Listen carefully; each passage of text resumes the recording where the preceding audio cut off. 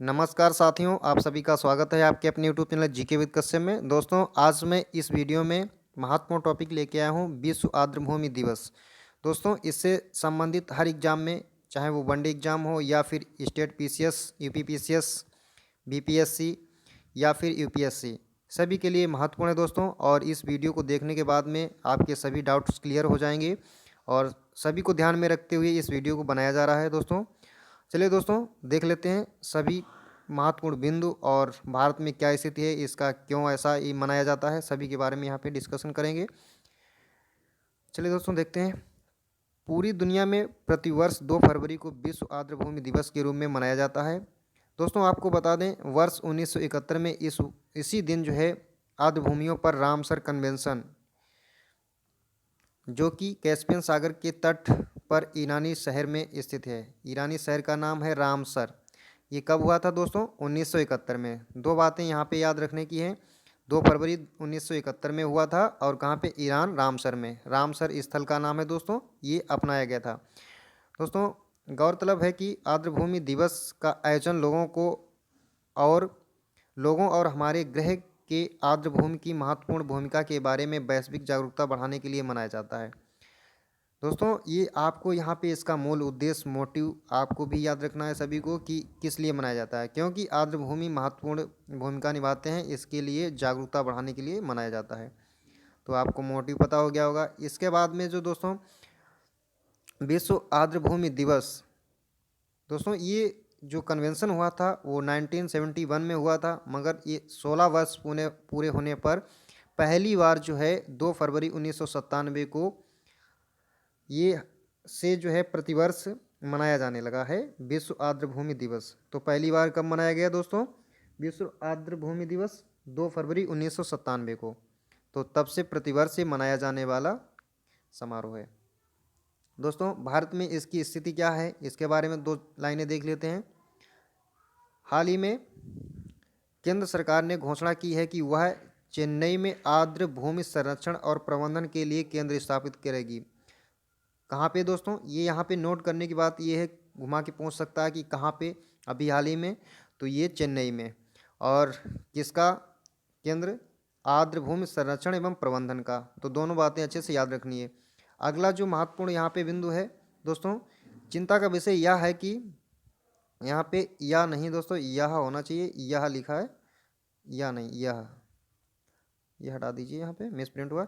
यह है कि आर्द्र भूमियों को नष्ट होने की दर जो है लगभग 1% है, जो कि वनों के नष्ट होने की दर से काफ़ी अधिक है। दोस्तों, इस तरह से स्टेटमेंट बना के बीपीएससी, यूपीएससी या पीसीएस में पूछ देता है कि इसकी जो है नष्ट होने की दर अधिक है कि उसकी कम है। तो आपको बस इतना ध्यान रखना है कि आर्द्र भूमियों की जो नष्ट होने की दर है वो वनों के दर से अधिक है, इसीलिए ये चिंता का विषय है दोस्तों। और भारत में लगभग 4.6% जमीन पर आर्द्र भूमियाँ हैं वर्तमान में।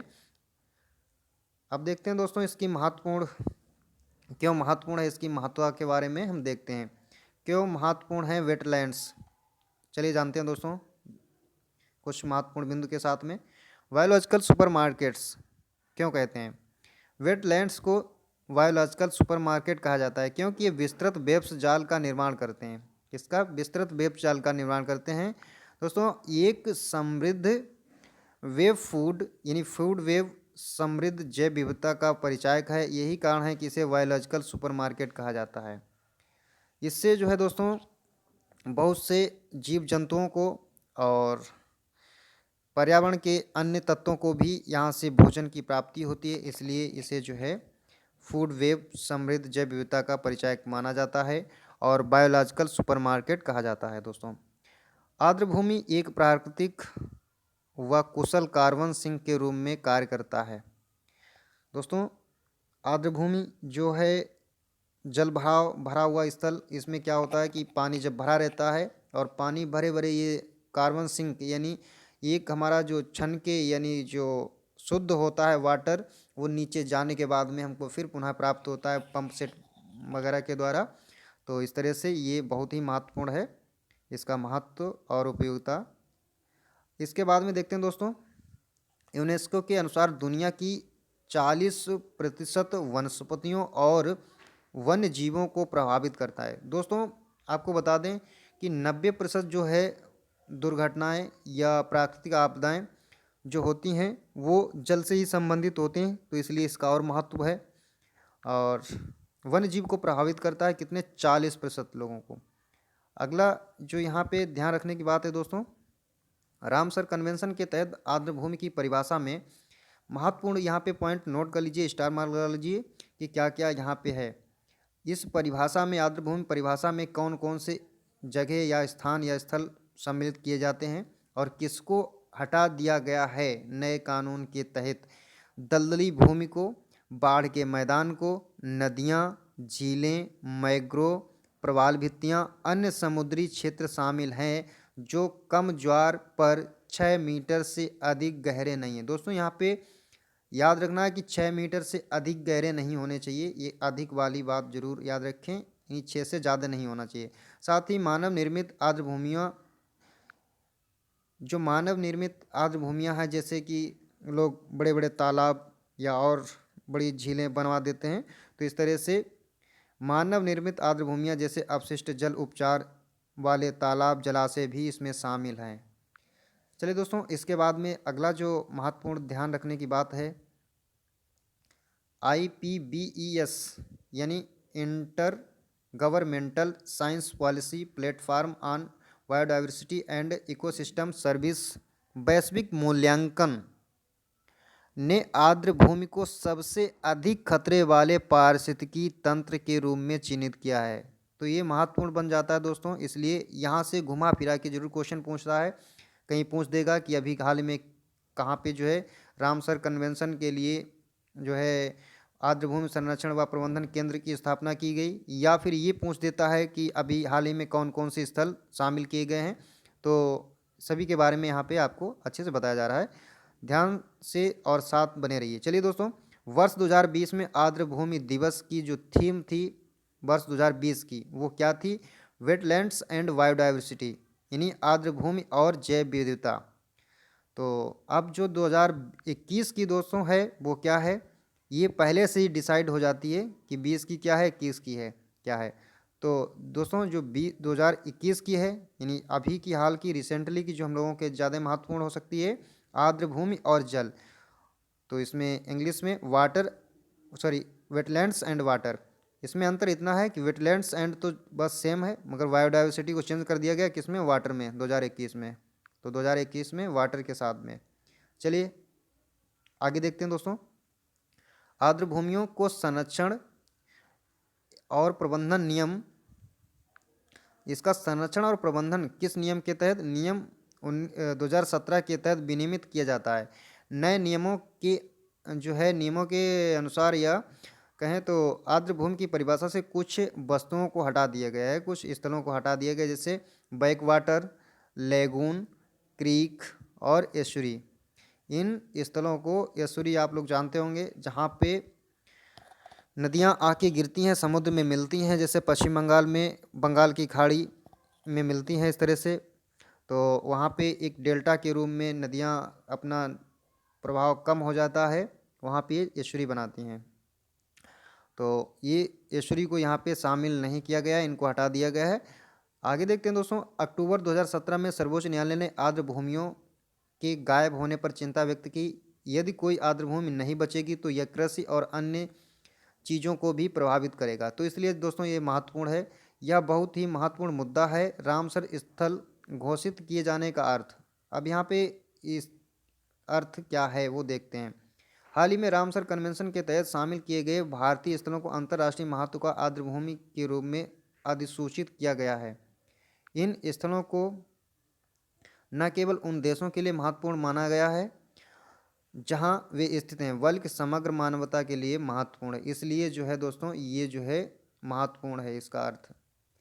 चलिए दोस्तों, आज देख लेते हैं आगे के जो जितने भी है वर्तमान, यानी 2 फरवरी 2021 तक का जो यहाँ पे डाटा कलेक्ट किया गया है, वो अकॉर्डिंग इसके 2 फरवरी 2021 के 42, भारत में 42 रामसर स्थल हैं भारत में। यहाँ पे डबल मिसप्रिंट हुआ है, यहाँ पे 42 हटा देते हैं, आगे का पढ़ लेते हैं। भारत में 42 यानी 42 आर्द्र भूमि स्थल हैं दोस्तों सभी के बारे में यहाँ पे नोट किया गया है, एक नज़र से देख लेते हैं। और कैसे कैसे क्वेश्चन बनते हैं दोस्तों, कभी तो ये पूछ लेता है कि इस राज्य का पहला कौन सा है, या फिर इस समय अभी 2021 में कौन कौन से बने हैं, या 2020 में कौन कौन से बने हैं, या 19 में कौन कौन से बने हैं। तो इस तरह से सभी को ध्यान में रखते हुए सभी महत्वपूर्ण बिंदुओं को यहाँ पे नोट किया गया है। और ये भी याद कर लीजिए दोस्तों कि कौन सा जो है रामसर साइट स्थल है, क्योंकि एक नज़र देख लेंगे तो एक बार ये यूपीपीसीएस में पूछ दिया जाता है, पूछा पूछा गया है कि इसमें कौन कौन से स्थल जो है रामसर साइट के अंतर्गत आते हैं। तो इनको भी ध्यान रखना है कि कौन कौन से आते हैं, कौन कौन से नहीं आते हैं। तो ये सभी को हर राज्य के अलग अलग नोट किए गए हैं इसमें। कोलेरू झील जो आंध्र प्रदेश की है, इसको भी रामसर पहले से। गहरा व्हील असम में है, तो इनमें एक एक ही है। वैसे राजस्थान का गुजरात का देखते हैं। नाल सरोवर पक्षी अभयारण्य ये गुजरात का है। और अगला जो है चंदेर टल वेटलैंड्स जो है हिमाचल प्रदेश का है। और हिमाचल प्रदेश में दोस्तों 3 हैं, कौन कौन से, चंदेर टल है, पोंग डैम यानी पोंग बांध, या रेणुका वेटलैंड्स, ये 3 जो हैं हिमाचल प्रदेश के हैं। वहीं पे चलते हैं जम्मू कश्मीर की ओर, होकेरा वेटलैंड्स जम्मू कश्मीर का है। और सुरिनसर मानसरोवर झील ये भी जम्मू कश्मीर में है। बुलर झील ये भी जम्मू कश्मीर में। तो जम्मू कश्मीर से दोस्तों यहाँ पे भी वो 3 ही दिख रहे हैं। चलिए दोस्तों, यहाँ पे जो महत्वपूर्ण है वो यहाँ पे मैंने इसको डार्क किया है, क्योंकि 2020 में इनको जो है घोषित किया गया है डार्क वालों को। तो ये तोसो मोरवारी लद्दाख, ये पहली है लद्दाख की। और उसके बाद में दूसरा जो आया है ये भी 2020 में, तोसोकर झील। ये 2 झीलों के मिलने से बनी है दोस्तों, एक मीठे पानी की है और एक खारे पानी की है। तो अगला जो इसमें अष्टमुडी वेटलैंड्स दोस्तों केरल में है। वहीं अस्थम गोट्टा झील केरल की है। वेम्बनाड भी केरल की है। तो यहाँ पे 3 जो हैं केरल की हैं। भोज वेटलैंड भोपाल मध्य प्रदेश का है। कहाँ पे, भोपाल मध्य प्रदेश में। आगे अगला जो है भितरकनिका मैंग्रोव उड़ीसा का है। और चिल्का झील उड़ीसा की है। लोकटक झील मणिपुर की है। और हरिके झील पंजाब की है दोस्तों। और कंजली झील जो है पंजाब की है। रोपड़ झील भी पंजाब की है। और इसके नीचे दोस्तों यहाँ पे महत्वपूर्ण ये हो जाता है कि पंजाब की कितनी है और दूसरे राज्यों की कौन कौन सी है। तो सभी को यहाँ पे एक साथ में लिखा गया है। अगला जो महत्वपूर्ण है दोस्तों, केशोपुर मियानी कम्युनिटी रिजर्व, ये पंजाब का जो 2020 के सभी हैं, ये जितने भी डार्क वाले। ब्यास रिजर्व पंजाब का है। नागल वन्यजीव अभयारण्य नागपुर पंजाब का है। वहीं पे सांबर झील ये राजस्थान का है। केवला देव राष्ट्रीय उद्यान ये भी राजस्थान का है। सुंदरवन डेल्टा पश्चिम बंगाल का है। वहीं पे पूर्व कोलकाता वेटलैंड्स पश्चिम बंगाल का है। और पॉइंट कैलिमेरे वन्यजीव जो है पश्चिम बिहार ये तमिलनाडु का है दोस्तों। यहाँ पे जो डार्क हैं उनको ध्यान में रखना है। अभी 2020 में ही रिसेंटली इनको घोषित किया गया। रुद्र सागर झील ये त्रिपुरा की है। और इस तरह से दे देता है, इम्पॉर्टेंट ये बन जाता है, क्योंकि पूर्वोत्तर वाले ज़्यादा महत्वपूर्ण रहते हैं। रुद्र सागर जैसे यहाँ पे है। और दक्षिण भारत के जैसे पॉइंट कैलिमेरे वन्यजीव अभयारण्य इस तरह से ये वाले। और ऊपरी गंगा नदी ब्रजघाट से नरौरा खिंचाव उत्तर प्रदेश, ये उत्तर प्रदेश का पहला है। और यहाँ पे इस समय जो है उत्तर प्रदेश में कितने हो गए सभी को काउंट कर लेना है। एक तो ये हो गया। दूसरा ये सांडी पक्षी अभयारण्य हरदोई डिस्ट्रिक्ट, हरदोई मेरे हरदोई डिस्ट्रिक्ट का है ये। तो यहाँ पे जो है इसको घोषित किया गया 2020 में। समसपुर पक्षी अभयारण्य बरेली उत्तर प्रदेश का 2020 में ही किया गया है। और नवाबगंज पक्षी अभयारण्य उन्नाव उत्तर प्रदेश का किया गया है। और सुर सरोवर आगरा का भी। वहीं पे अगला जो दिया गया है 36 नंबर का समनपुर पक्षी अभयारण्य मैनपुरी उत्तर प्रदेश का भी 2020 का है। पार्वती अर्घा पक्षी अभयारण्य गोंडा उत्तर प्रदेश का। सरसई नांगर है यहाँ पे। झील इटावा उत्तर प्रदेश का है। आसन रिजर्व ये दोस्तों उत्तराखंड का पहला इस तरह से महत्वपूर्ण बन सकता है, एग्जाम में पूछा जा सकता है, क्योंकि उत्तराखंड में अभी तक नहीं था। तो आसन जो अभी 2020 में घोषित किया गया ये उत्तराखंड का पहला है। 40 नंबर पे देखते हैं दोस्तों कांवर तल बिहार, ये जो है बिहार का है। और वही नंदूर मधेश्वर नासिक ये महाराष्ट्र का है। और दूसरा जो महाराष्ट्र का कौन सा है दोस्तों, लोनार। लोनार झील झील भी अभी जो है 2019 में चर्चा में रही, 19-20 में। तो इस तरह से ये महत्वपूर्ण है। आगे जो इसका यहाँ पे नोट दिया गया है दोस्तों, आपको बता दें वर्ष 2019 से पहले सभी रामसर स्थलों की संख्या कितनी थी, 26 थी। और 19 में कितनी हो गई थी दोस्तों, ये 27 हो गई थी। किसको ऐड किया गया था, सुंदर वन डेल्टा को, पश्चिम बंगाल में जो कि शामिल किया गया था। और दोस्तों 2000 आपको बता दें वर्ष 2020 में 15 और क्षेत्रों को शामिल किए जाने से भारत में रामसर स्थलों की संख्या बढ़कर 42 हो गई। दोस्तों वीडियो अच्छा लगा हो तो लाइक कर दीजिए। आप लोग हमारे चैनल पर नए व्यूवर्स हैं तो सब्सक्राइब कर लीजिए और शेयर कर दीजिए। दोस्तों बस आज के लिए इतना ही। यदि कोई इसमें त्रुटि रही हो तो कमेंट कर दें, सुझाव के लिए इंतज़ार है।